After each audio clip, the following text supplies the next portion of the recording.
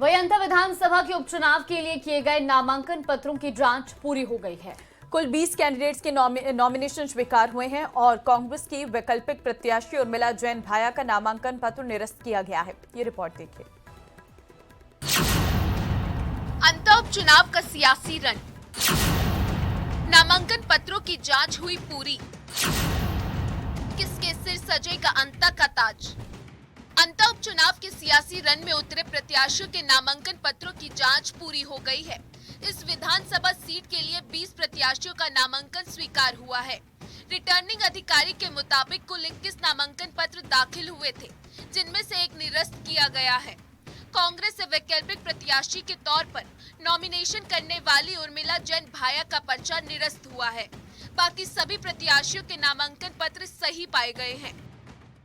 समीक्षा के दौरान एक कैंडिडेट का नाम निर्देशन पत्र खारिज हुआ है। वो कैंडिडेट है उर्मिला जैन, क्योंकि उन्होंने अपना नाम निर्देशन पत्र कांग्रेस से भरा था और वो उस नाम निर्देशन पत्र में उनको एज ए सब्स्टिट्यूट कैंडिडेट उन्होंने अपना फॉर्म दाखिल किया था। चूँकि कांग्रेस का मुख्य अभ्यर्थी प्रमोद जैन का फॉर्म फाइनली सेलेक्ट हो गया था, इसलिए उनका नाम निर्देशन पत्र खारिज किया गया है। अब निर्वाचन प्रक्रिया के अगले चरण में 27 अक्टूबर तक प्रत्याशी अपने नाम वापस ले सकेंगे। हालांकि नाम वापसी का दिनांक 27 अक्टूबर है। 27 अक्टूबर शाम तक ये तय हो जाएगा कि आखिर कौन कौन प्रत्याशी अंता के रण में अपनी बाजी लड़ रहा है। वहीं उपचुनाव में पूर्व भाजपा विधायक रामपाल मेघवाल ने निर्दलीय ताल ठोकी है। हालांकि बीजेपी प्रदेश अध्यक्ष का कहना है कि उनका नाम वापस होने की पूरी संभावना है और अगर ऐसा नहीं हुआ तो उन पर कार्रवाई होगी। लगता है कि 27 तारीख तक मान मोल करके बिठा लिया जाएगा रामपाल मेघवाल को। हम तो बिल्कुल हम पूरा प्रयास करेंगे ना। और ऐसा नहीं होता है तो कार्रवाई होगी, अनुशासनात्मक कार्रवाई होगी। पार्टी को वोटों का तो नुकसान होगा। अब देखिए, हम छोटा मोटा नुकसान होता है, कोई बहुत बड़ा नुकसान कोई नहीं कर पाता है।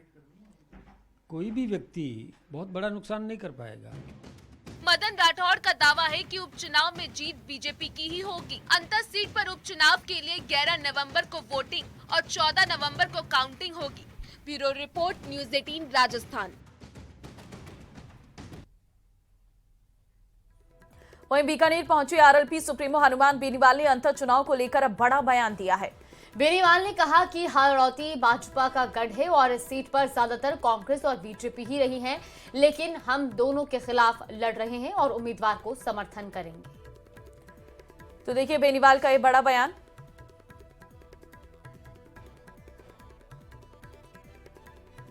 अंतर उपचुनाव को लेकर बेनीवाल का ये बयान सामने आया, जिसमें उन्होंने कहा है कि हम दोनों के खिलाफ उम्मीदवारों को समर्थन करेंगे। हाड़ौती भाजपा का गढ़ है। अंतर उपचुनाव को लेकर बेनीवाल का ये बयान। हाड़ौती भाजपा का गढ़ है, बेनीवाल की तरफ से कहा गया। कांग्रेस और भाजपा ही यहाँ पर ज्यादा रही है। हम दोनों के खिलाफ उम्मीदवार को जो समर्थन करेंगे, यानी कि जो तीसरा दल उठा हुआ है, जो निर्दलीय प्रत्याशी उठे, उन्हें समर्थन देते हुए बेनीवाल यहाँ पर नजर आ रहे हैं। 29 तारीख को सातवां जो स्थापना दिवस है, उस दिन राजस्थान का जवान और राजस्थान का किसान सर्व समाज यहाँ से आह्वान करेगा कि न कांग्रेस न बीजेपी, सिर्फ राष्ट्रीय लोकतांत्रिक पार्टी, और इसी दिशा के अंदर हम लोग चलेंगे। देखिए, तमाम गहलोत सरकार के गहलोत के करीबी लोगों को अच्छी पोस्टिंग दे दी। अब गहलोत सरकार में जो भी पाप हुए उन पे एफआईआर लग जाएगी। तो हाड़ौती बीजेपी का गढ़ भी है, कांग्रेस बीजेपी रही वहाँ पे, हमारी तो कोई पार्टी का ज्यादा वहाँ रहा नहीं, लेकिन कांग्रेस बीजेपी के खिलाफ मजबूत जो उम्मीदवार है उससे हम आज एक बार बात करें। 2-3 लोग हैं, हम चाहते हैं कि बैठ के एक व्यक्ति हो जाए और उसके बाद अंत में कांग्रेस, मेरा समर्थन कांग्रेस बीजेपी के खिलाफ जो तीसरा उसी को जाएगा, वो हम आज कल में तय कर देंगे और उसको समर्थन देकर आवश्यकता पड़ती मैं जाऊंगा। वहीं प्रदेश के 2 अलग अलग जिलों में आग का कहर देखने को मिला है। अब आपको तस्वीरें भी दिखाएंगे, जिसमें पहली तस्वीर हम आपको करौली की दिखाएंगे, जहां एक फर्नीचर गोदाम में आग लग गई। तस्वीरें आप देख सकते हैं। आग लगने से लाखों रुपए का सामान यहां पर जलकर राख हो गया है। तो दूसरी तस्वीर कोटा से आई है। तो कोटा की भी तस्वीरें आप देखिए, जहां झोपड़ियों में आग लगने से हड़कंप मच गया। फिलहाल आग पर काबू पाने की कोशिश की जा रही है। ये 2 तस्वीरें जहां पर आग का तांडव देखा गया। पहली तस्वीर करौली की, तो दूसरी तस्वीर कोटा की सामने आ रही है। देखिए, फर्नीचर का गोदाम था एक तरफ, जहां पर लाखों रुपए का फर्नीचर जलकर राख हो गया है और पूरे फर्नीचर के गोदाम में तेजी के साथ आग भड़की। तो दूसरी तस्वीर कोटा की है, जहां पर जो झोपड़ियां होती हैं उसमें आग लग गई और आग बहुत तेजी के साथ फैलती चली गई, जिससे आसपास बनी सारी झोपड़ियां जलकर राख हो गई हैं। ये दो तस्वीरें जिसमें तेज आग का तांडव देखने को मिला है।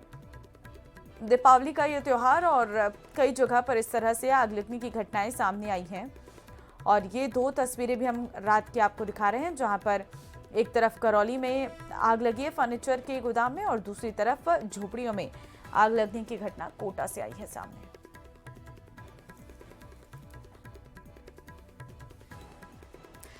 तो वहीं झालावाड़ पुलिस ने सरकारी योजनाओं में फ्रॉड करने वाले गिरोह का पर्दाफाश किया है। ऑपरेशन शटरडाउन चलाकर पुलिस ने अंतर्राज्यीय गिरोह के सरगना सहित 30 आरोपियों को गिरफ्तार किया। ये गिरोह किस तरह से काम कर रहा था, कैसे पुलिस आरोपियों तक पहुंची, इस रिपोर्ट में देखिए।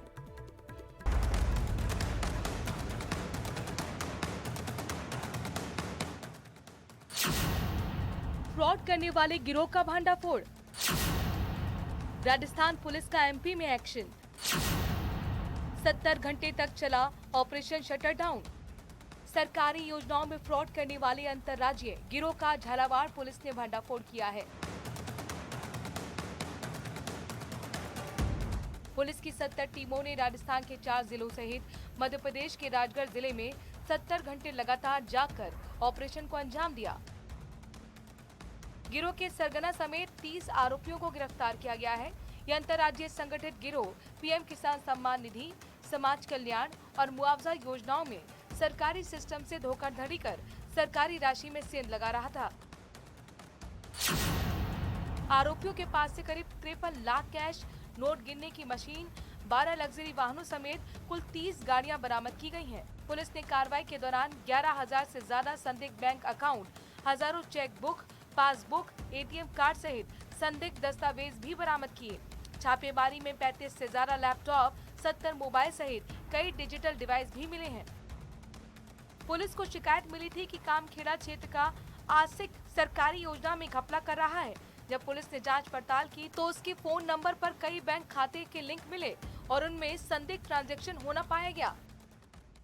इतने महीनों की मेहनत के बाद में जो संदिग्ध मुलजिम बन रहे थे, उनका चिन्हीकरण होने के बाद में 30 ऐसे संदिग्ध स्थल चिन्हित हुए। हर टीम में एक ऑपरेशनल हेड इंचार्ज बनाया गया, एक सहायक अनुसंधान अधिकारी रखा गया ताकि मौके की जब्ती मौके पे ही हो। जिसको मुख्य अनुसंधान अधिकारी बाबत इस मामले में उसको ये अधिकार दिए गए कि मौके पे जब्ती करे। एक साइबर का कांस्टेबल रखा गया, एक महिला कांस्टेबल रखी गई और एक ऐसा कांस्टेबल रखा गया जिसने उस जगह को देख रखा, उस व्यक्ति को देख रखा है। पुलिस जांच में सामने आया है कि बांदीकुई दौसा का रहने वाला राम अवतार सैनी इस संगठित गिरोह का सरगना और मास्टरमाइंड है। वहीं आरोपियों से बरामद किए गए वाहन और इलेक्ट्रॉनिक उपकरणों की बाजार में कीमत करीब 3 करोड़ रुपए है। पुलिस के मुताबिक झालावाड़ से शुरू हुआ साइबर फ्रॉड का ये खेल जोधपुर, कोटा, बूंदी और दौसा तक फैला था। जो 2.5 महीने की मेहनत है, झालावाड़ पुलिस की करीब 70 टीमों की ये जो मेहनत है, ये आज रंग लाई है और इस तरह के बड़े गिरोह का जो पुलिस ने भंडाफोड़ किया है, आगामी दिनों में कई और खुलासे भी पुलिस कर सकती है। तरुण शर्मा, न्यूज़ 18 झालावाड़।